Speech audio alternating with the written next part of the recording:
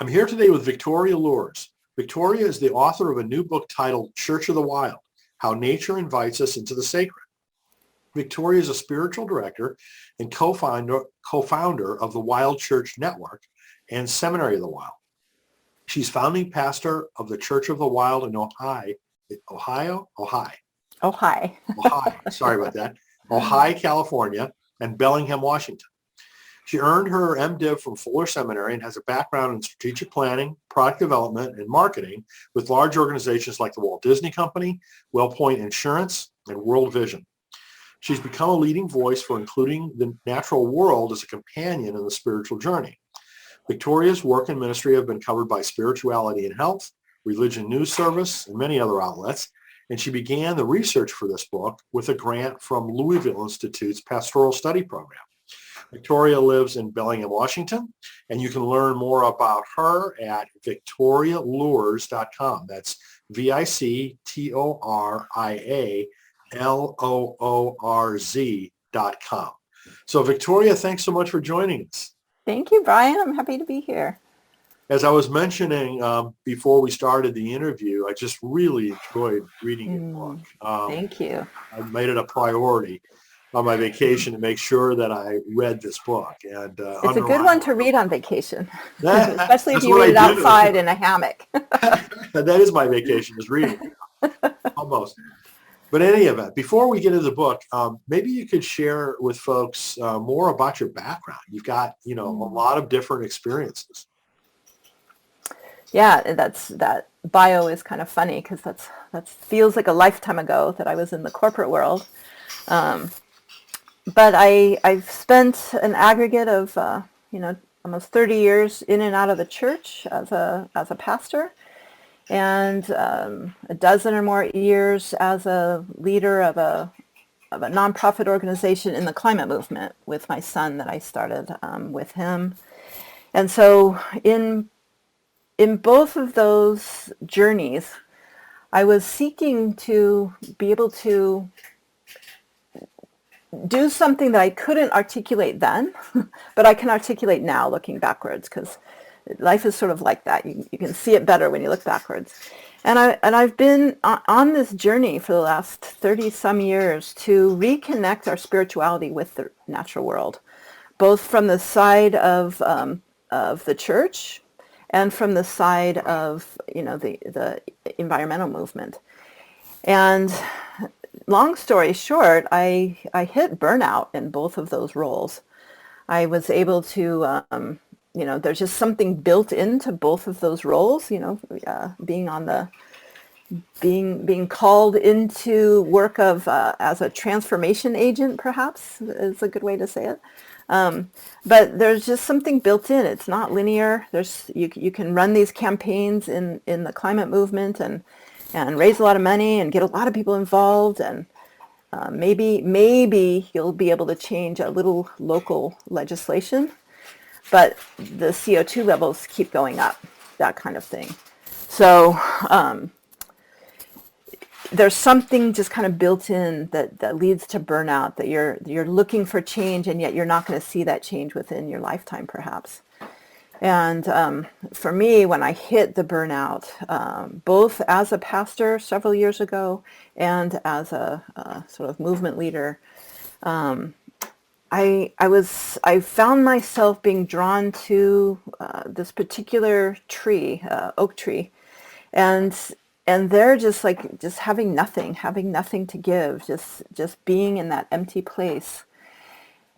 And it was there that the story started to reshape within me, that there's something we're missing by being disconnected, divided from the rest of the natural world. There's something that not only is dangerous to the natural world, but is also dangerous to us as humans and to our spiritual lives. And that became sort of that moment, that fulcrum moment where I started to investigate, why is this so separated? Why are we so separated within the church from the rest of the natural world? And why are we so, even within the climate movement, faith communities were seen as somebody else to get involved in our movement, Interesting. versus really seeing that, there's a humongous need for the church to be involved in as a safe place to process the grief that comes up with as you tap into the ecological devastation that's Hmm. happening, Hmm. much less the really unseen but very felt loneliness that we feel as a species by being disconnected. And we don't even know that we're disconnected anymore because it's been so many generations that we've lost kindred relationship as sort of Western white European immigrants, Hmm. that our indigenous brothers and sisters, or like the Celtic Christian tradition and some other traditions like that, haven't really lost their connection with the Hmm. natural world. Hmm. So I'm not sure if that So, really answered your question. well, it just gives good context, for how you got here, so to speak. um, but you obviously were heavily involved in several different things, as you mentioned, particularly the church and climate activism. This book just recently came out. Did Hmm. you write books previously when you were in Well, this other, or is this the first one? this is the first book that I've got that's been published. I've written a lot of proposals, a lot of white papers, the kinds of things that you don't get to edit after the deadline. So I loved that I get to rewrite this now after the first draft. That was fun. So, what was the process of this book happening then? What motivated you to write it? And how did it come together? Well, it was part of my awakening of this unnecessary disconnection from, my tradition was Christianity, the unnecessary disconnection from nature that my spiritual tradition lived in. Like my experience of the sacred throughout my life was most real in connection with the natural world. And yet, when I became involved in the church in my 20s, that was clear. It was in an evangelical community, and it was clear to I was told God is not in a tree. That's pantheism or something like that. Like there were pejorative names for experiencing or worshiping God in nature, and it just didn't make sense to me. But my first job out of seminary was working with an evangelical organization called World Vision that does relief and development work internationally.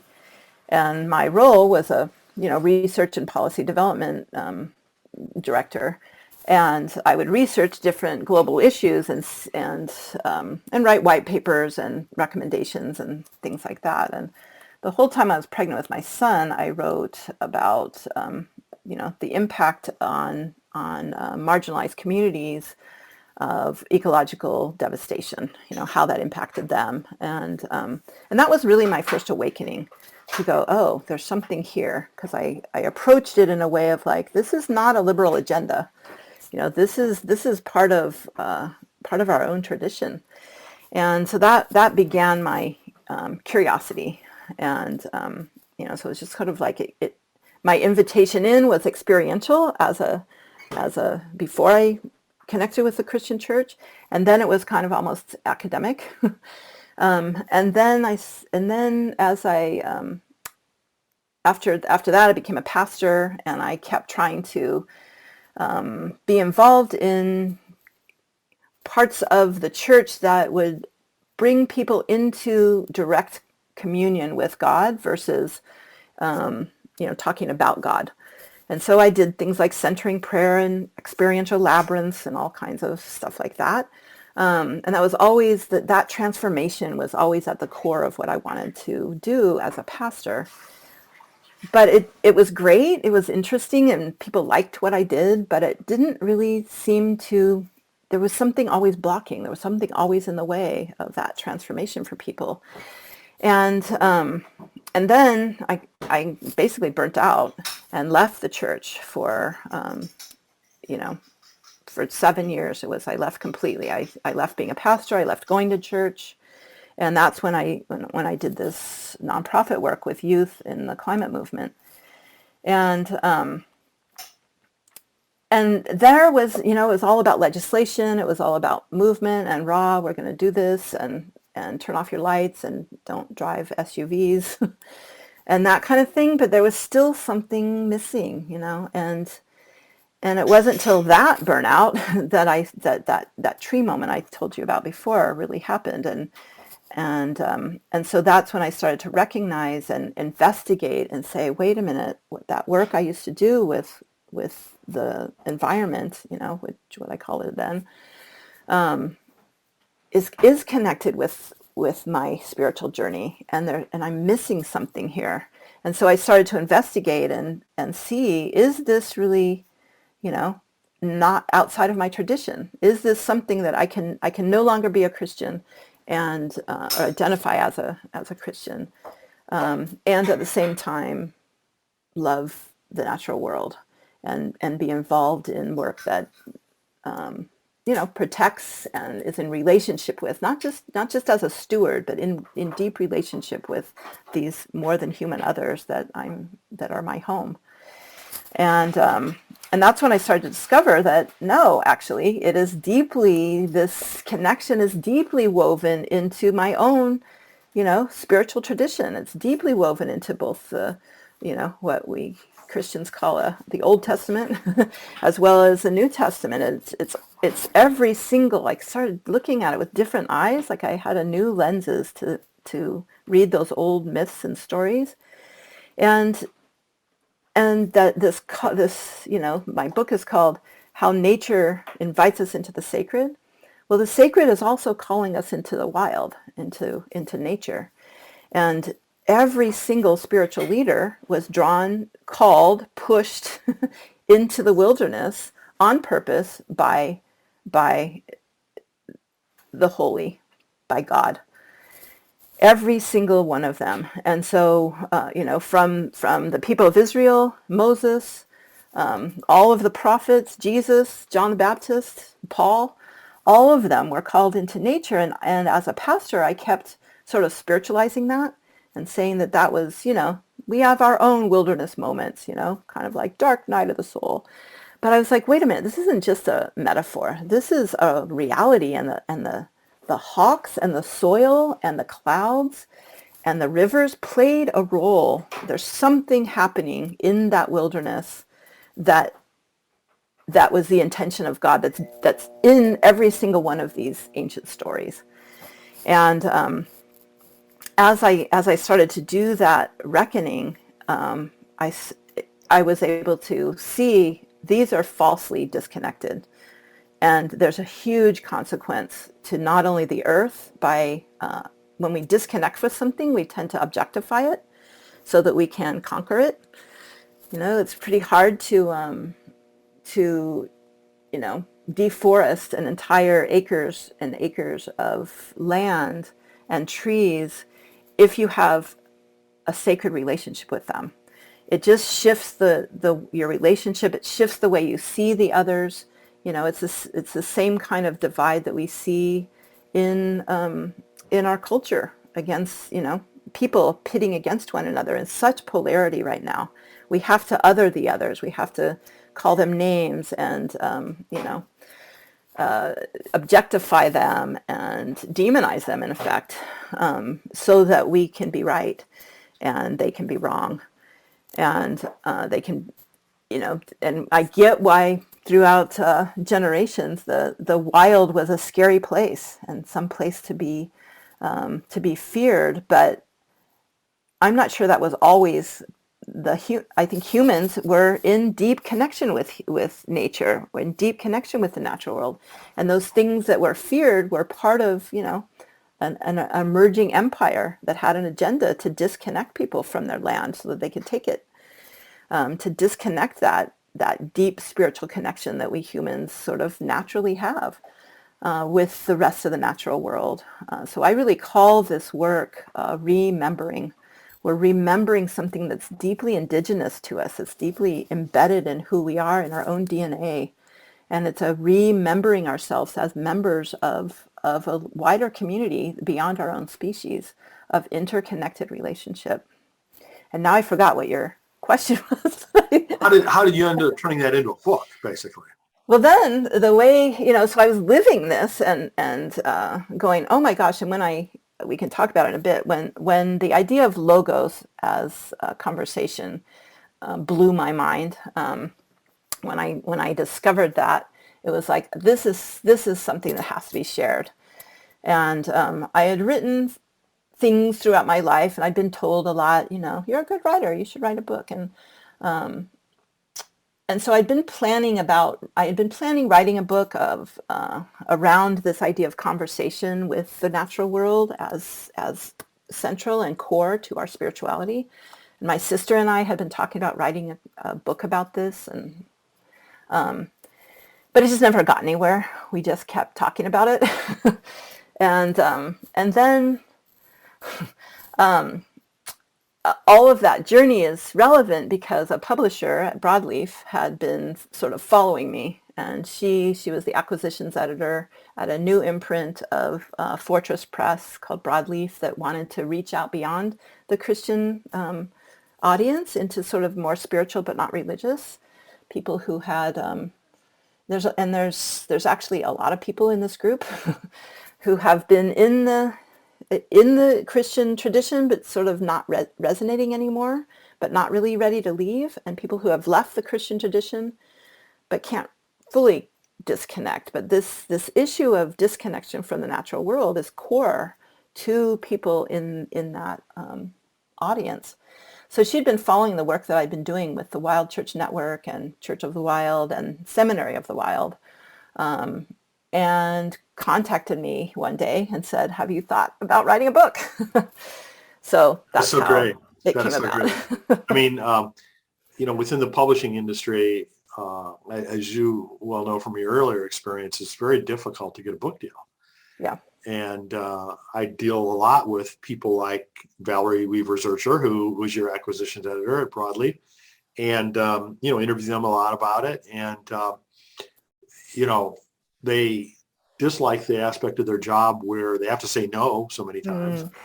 But, one of the exciting parts of their job is that they get to be scouts, so to speak, in that they keep their antenna up and they're looking for certain things and either topics or attributes or, a variety of things that they're interested in. So, Yeah. This is by no means the first case that I know of where an author basically was contacted by the publishing house and encouraged, to think about writing a book. So that's really good that, all the work that you did that preceded that, right? I mean, came to that kind of fruition. Yeah, it's sort of like following your heart, following your passions, doing the thing, and then once you do the thing, then the opportunities to share that kind of do open up a little bit magically. Yes. Well, I've had numerous conversations about the serendipity That of magic. things. The magic. So in your book, you make a distinction between of the wild and in the wild. Can you talk about that a little bit? Yeah, it's so when I first started a community that I called Church of the Wild, I didn't know of anybody else that was doing this, that had left buildings, that were intentional about part of the reason to do this is to reconnect with the natural world as sacred. And so when we started, I did discover the Forest Church movement in England. And I researched, I love the etymology of words. And so I researched where the word forest came from, because I was living in Ojai, California, which is not a forest. It's a chaparral region where there's oak trees and shrub oaks and stuff. And I found out that forest first became a word in sort of medieval England when it was like one of the few places that weren't deforested, so that the kings could hunt deer. And I have a special relationship with deer, so I didn't like that. So I was like, I'm not going to be a forest church. So So I don't know. It just kind of the phrase "Church of the Wild" came to me one of those middle of the night muse moments, and every word of that is important to me. There's a lot of wild churches that don't use the word church because the majority of people that come to the gatherings are not identified with a Christ tradition in any way, including all of the services that I've led. But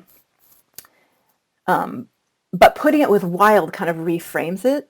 And it's not just church in the wild. It's not just doing what we do inside of a building and taking it outside and, setting the rows up in facing toward the front and having the one person tell everybody else what they think and everybody else says amen and sings a song. So I'd been doing a lot of deconstructing the worship service as I was working in indoor churches for several years. This was my opportunity to really do what I felt called was needed in a worship service, not just to serve the land well, but to serve our own souls well and to really enter into direct relationship with the sacred rather than talk about it. And so Church of the Wild is that the wild beings are the preachers, the co-congregants. They're part of that beloved community. And that the experience is an opportunity to connect with these others as preachers, as co-congregants, as friends, as kin, and to engage in connection and engage in practices that reconnect us in intimate relationship with these others.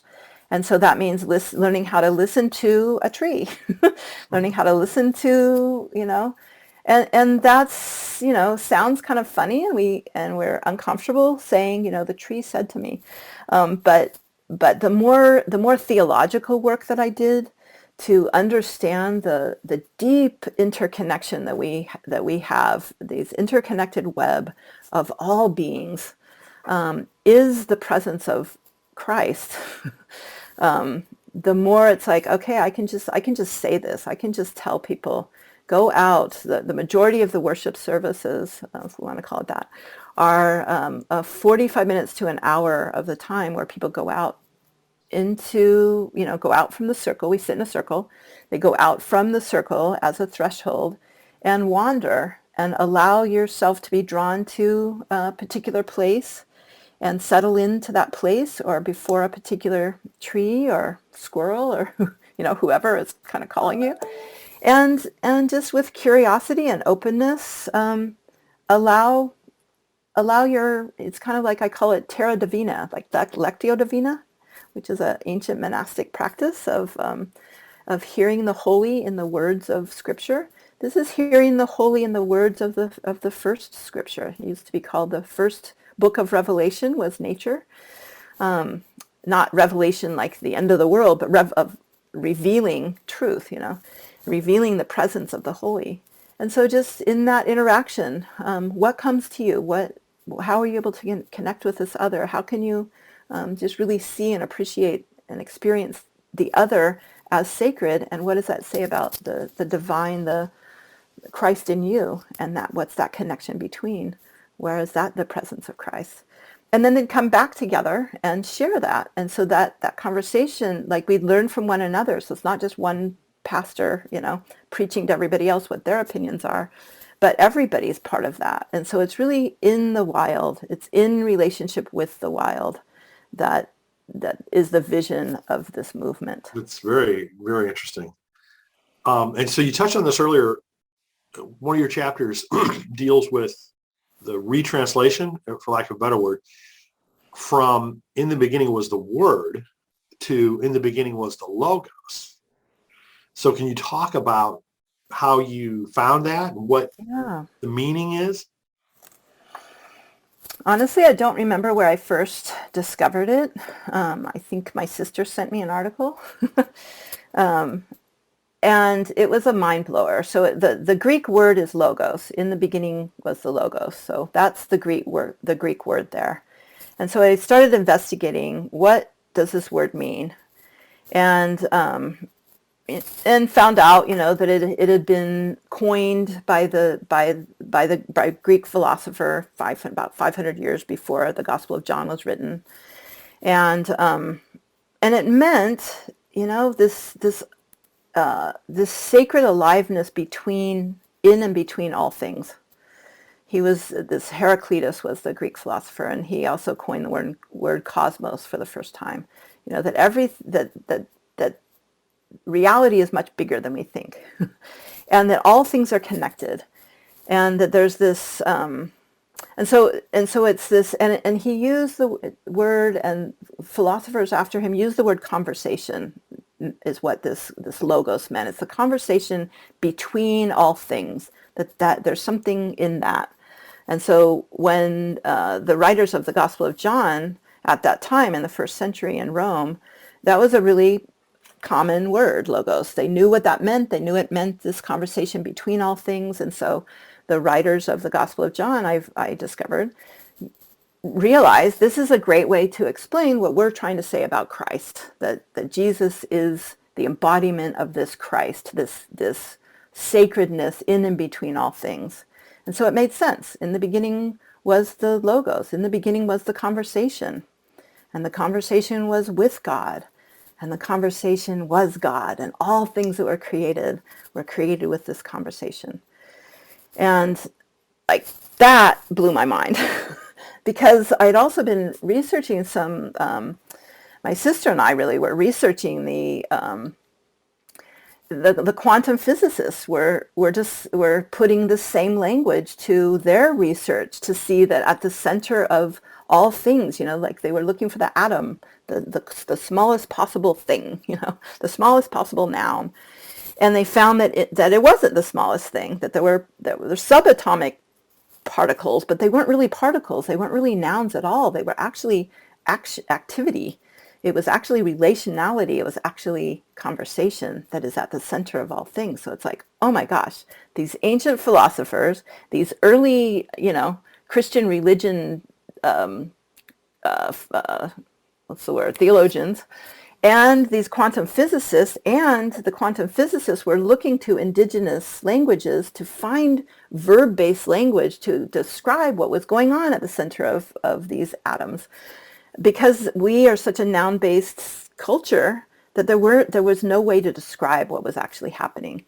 And so what indigenous religions and cultures know that all things are connected, that it's that relationality is very a verb-based relationality, not a noun-based,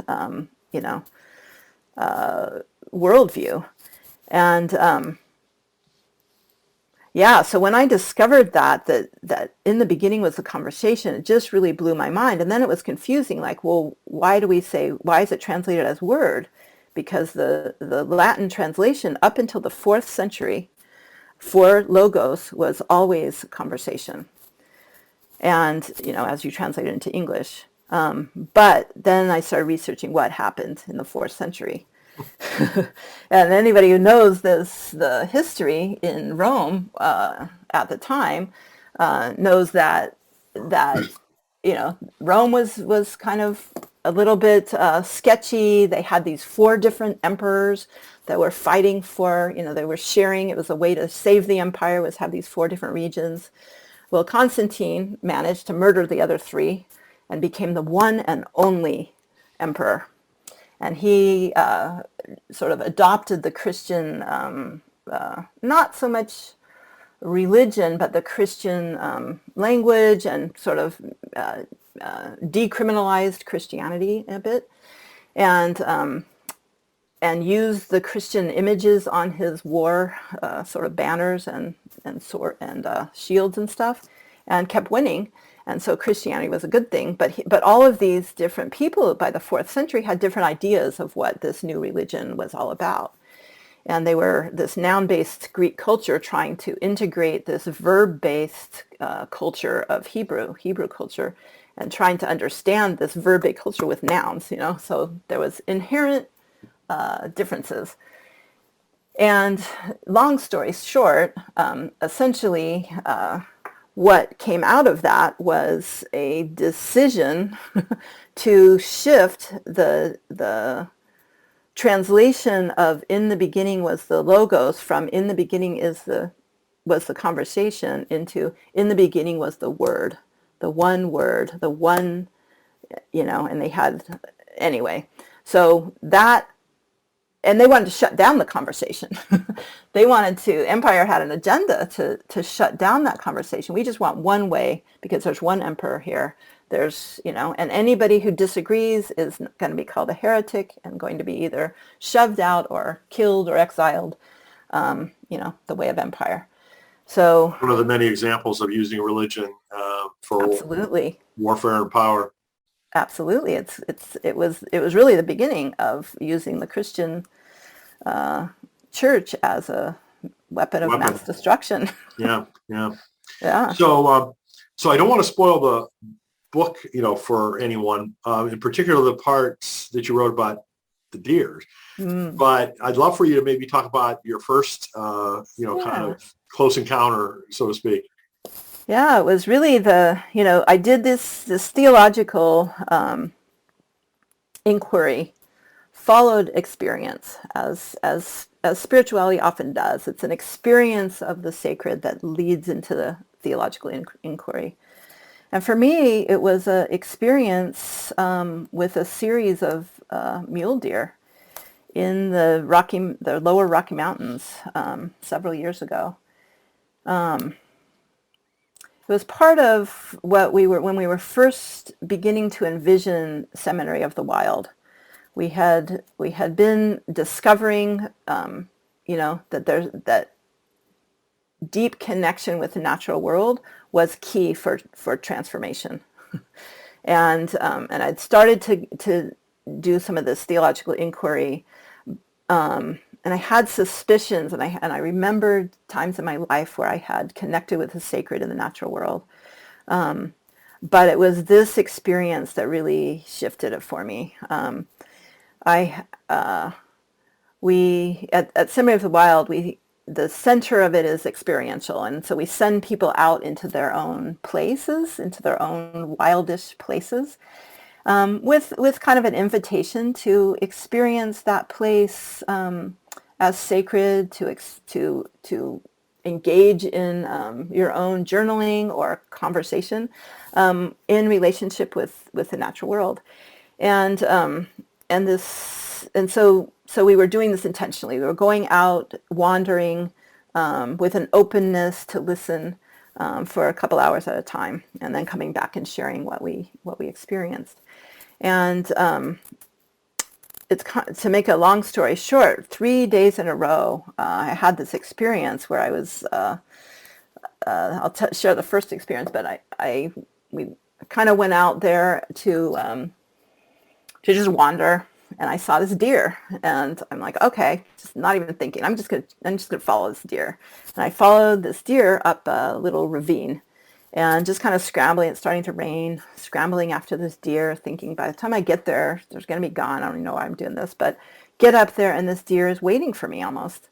She's like 15 feet in front of me and just kind of looking right at me, watching me scramble up this hill. And anybody who's encountered deer kind of close up, understands that sort of staring at one another that they do. And I just saw in her eyes very quickly, she moved from, like, are you a predator, to her eyes just kind of like softened and was clear, okay, you're not a predator, and didn't move, just kind of like started, her ears flicked, and she kind of looked around, started listening to the other sounds, had determined that I was not a threat to her. And then it started to rain a little bit more. I pulled a little closer to her to be under a tree. She didn't move, didn't mind. And so now she's maybe, I'm terrible at guessing space, but about 10 feet away from me. And she looks back at me, and looking straight into my eyes, she buckles her front legs and then buckles her back legs, and she lays down. And I started crying, just like, oh my gosh, this is such a gift to be this close to this wild deer that feels comfortable with me. And yeah, so I just kind of stayed there a little while. It started to get dark, and she was settled down for the night. And after a while, I just was like, oh my gosh, I need to go back. I can't wait to tell the guys about what I just got to experience. And she didn't get up when I said goodbye. I left, and I heard something inside me, which I would normally say, sort of like I heard the voice of God or something in my own voice, within my own, heart. I heard, "I'll be with you always." I was like, oh, cool. I encountered, God here or something like that. The next day, on another one of these wanders, nothing really happened. I'm getting a little bit cranky about it, and I'm wandering back. Oh, and this first wandering was called, having this encounter with your inner beloved, kind of a Jungian term about that part of you that that part of you that never changes, that essence part of you that that that loved you. And so I had this inner beloved moment with this deer, and I'm coming back. So that's the next day. I'm coming back from my wandering, and I'm like, oh, you know what? In my own head, I'm going, I never called in my inner beloved. And right when I thought that, another deer that looked a little different jumped over the path that I was on and went up another ravine. I was just like, oh my God, if that tingly feeling of like, what is happening here? I scramble up after her, and just about exactly the same thing happens, where we're staring at we're looking at each other. I'm in the middle of the field. She's over on the side. As she's looking right at me, she buckles her front legs and then buckles her back legs and lays down. And I'm like, what is happening here? And the third day, I see a third deer about to leave where I was about to go home. And a third deer is like way back in the brambly bushes. I can like barely see her, but we're like staring at each other. I'm getting a little bit dizzy, and I feel inside of me like, you know what? I think I'm the one that's supposed to lay down. But this makes no sense because I definitely won't see her if I lay down, but okay, whatever. So I lay down. I'm just kind of laying there going, what is happening with these deer? This is so weird. And this deer comes up to me and looks at me as I'm laying down, and my heart almost stopped. I mean, it was just like, that twinkly feeling where you're like, this is something happening here. There's something magical, mysterious happening. And she looks right at me, and within a short period of time, it's just like takes a look at me, twitches her ears, starts eating a few little leaves, and walks out to the meadow. And I follow her to the meadow, and the same thing happens where she lays down. And I sit in the meadow with her for over an hour, where she's all four legs are like stretched out. Never even seen a deer lay like that. And it was really like this unbelievable encounter where I recognized that was, yes, the voice of God, and yes, the voice of the deer, and yes, the voice of my soul. Somehow mysteriously is that, oh, they just walked up. My neighborhood deer just walked up to the window. And it's Mary, who I write about in the book.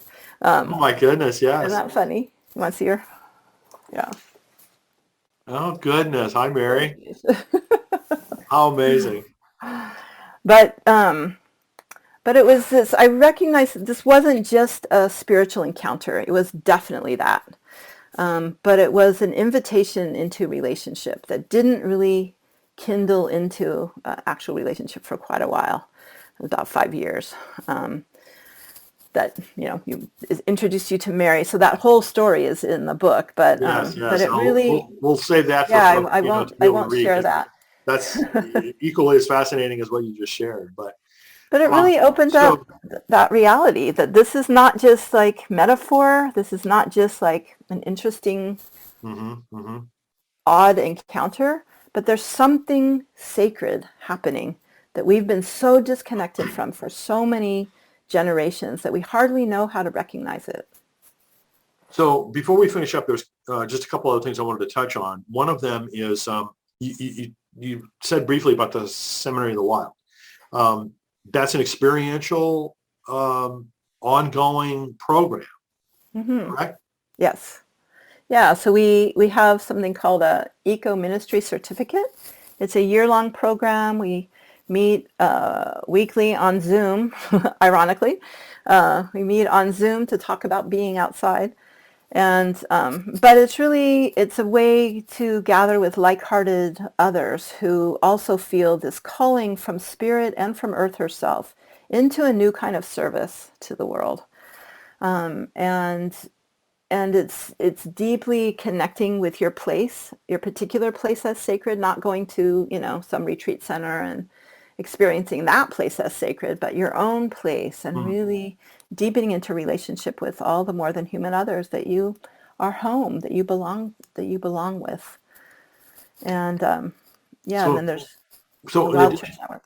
in addition to that, you also co-lead a Wild Church Network, correct? Yeah, so So what is that exactly? Yeah, so when I started this Church of the Wild in Ojai, I thought I was the only one. I thought it was just kind of like heretical and crazy.